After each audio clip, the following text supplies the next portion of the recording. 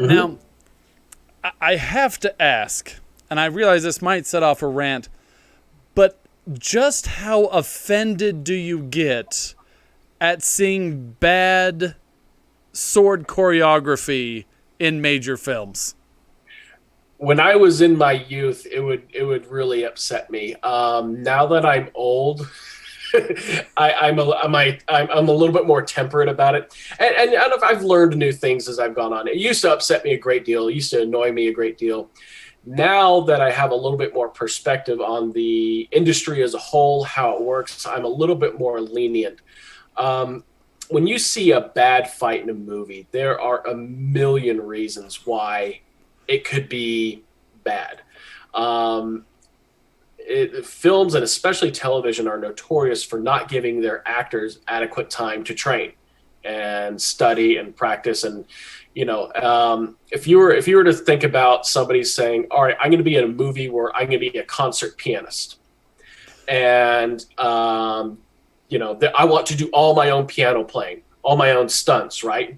It's a physical act, it's a stunt, right? So they want to do all their own piano playing. They want to be able to play like a one of the best, pianists in the world.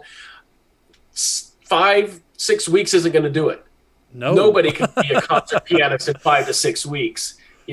Same thing goes with being a sword master, looking like you've lived your entire life studying and training with the sword. There's no way a 3 4 5 6 week training camp is going to make you look like you've spent your entire life studying this weapon.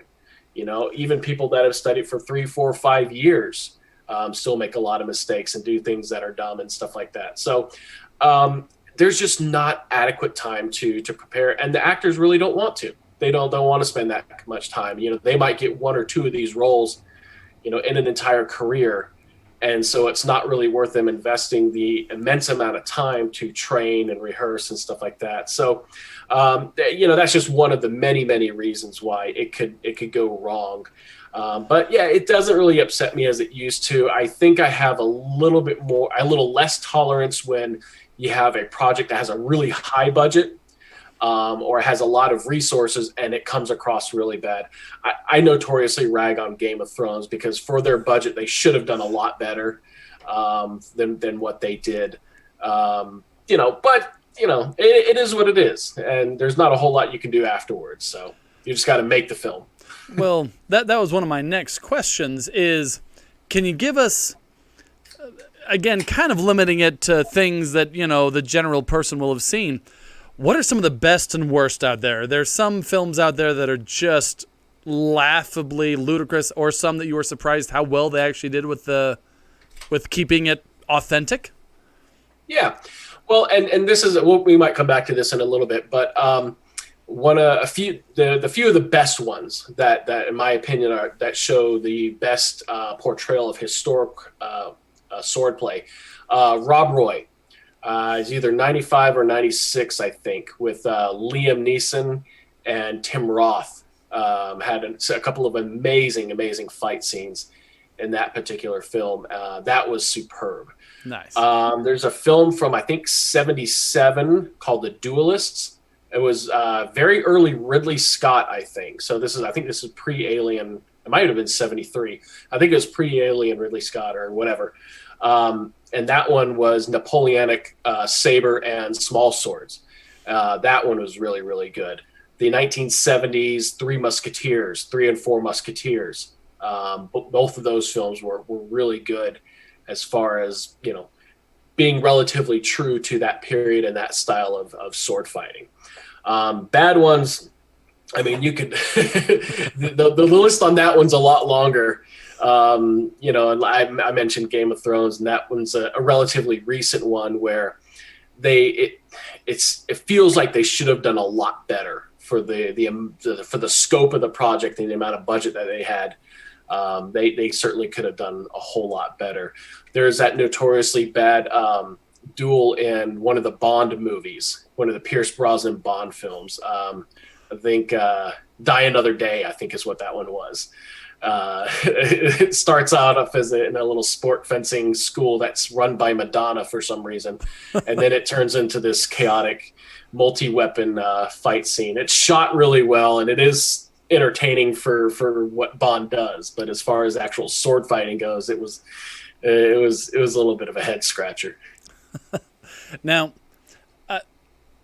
I fully understand if you don't even have an opinion on this, but I have a very specific inquiry, because there is an actor that I've heard, right? There's rumors, this might just be publicity, but who everyone said was just a natural swordsman. And that was Viggo Mortensen in Lord of the Rings playing Aragorn. And there was a lot of hype that I've heard about just what a natural he was and how quickly he took to it. Can you speak to that at all? Well, obviously I wasn't there, so I can't speak for and that was Bob Anderson that did the fight choreography for that. And Bob Anderson knows what he's doing. He actually did the fight choreography. I think he did it for the Three Musketeers from the 70s. Oh, really? I think he might have done that. I might be wrong on that, or that might have been William Hobbs. Anyway, but he knows what he's doing. He's a very gifted choreographer. And he very well may be right. He may be, it's also one of those things where you're not going to have an interview with somebody like that and said, yeah, he wasn't any good. Yeah, he was really terrible. We had the worst time with him. So he's not going to trash his own actor in front of everybody. And again, it kind of compared to, I'm sure he was very gifted and he did well in the role.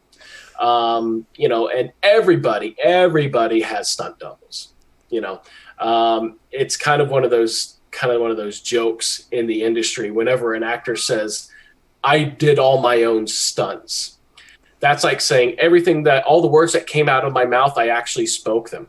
What they don't say is that I did all the stunts that were portrayed by my character. So he's like saying, all the stunts that I did, I really did them. I did every stunt that I did. Yes, that's exactly right. So, but no, he did really well in the role. There wasn't too much demanded, but it worked really well for the story. So, and that's the other thing that I've kind of come around to as far as stage combat goes. These days, I'm less concerned with historical accuracy and more interested in if it's martially honest.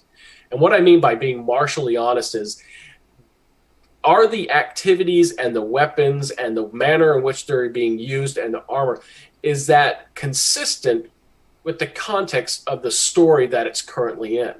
So it allows for more fanciful things as long as it's being honest to that world and to the physics of what's going on in that world. For instance, if you have a sword that's supposed to cut through everything, this is one of the things Game of Thrones was guilty of, was it the Valerian steel or whatever it is supposed to be, their magic steel, the sword that's supposed to cut through everything, and they show it plunging through like steel breastplates, which is ridiculous. But then when it comes in contact with other swords, nothing happens. So it's inconsistent. It's not being martially honest, and there's a lot of other things that go along with that. But sometimes a film really doesn't need historical accuracy, and it depends on the tone of the film. For instance, there's a great classic musical called The Court Jester with Danny Kaye. Love it. Historical accuracy has absolutely no business being in that film. It would have been ruined if they would have squared off, and all. It's not supposed to be. It's not the right tone. So these days I try to think of, historical accuracy in swordplay is like a certain palette tone for a painter. Not everything should be painted in that palette tone, but you should absolutely know what it is and how to use it when it's appropriate. All right. Excellent. Is there a favorite kind of scene that you like to write about or choreograph? Is there a certain setup or trope that you just really connect with? Your favorite stuff to work on? I think it's fun to do. I'm really big on setups and payoffs. So I love scenes with mentors where the young up and comer is learning their skills, or being trained, and it's almost like the crane kick in Karate Kid or whatever. It's going to be, because they're focusing so much on the thing. It's going to pay off, and hopefully it pays off in a satisfying and emotionally productive way.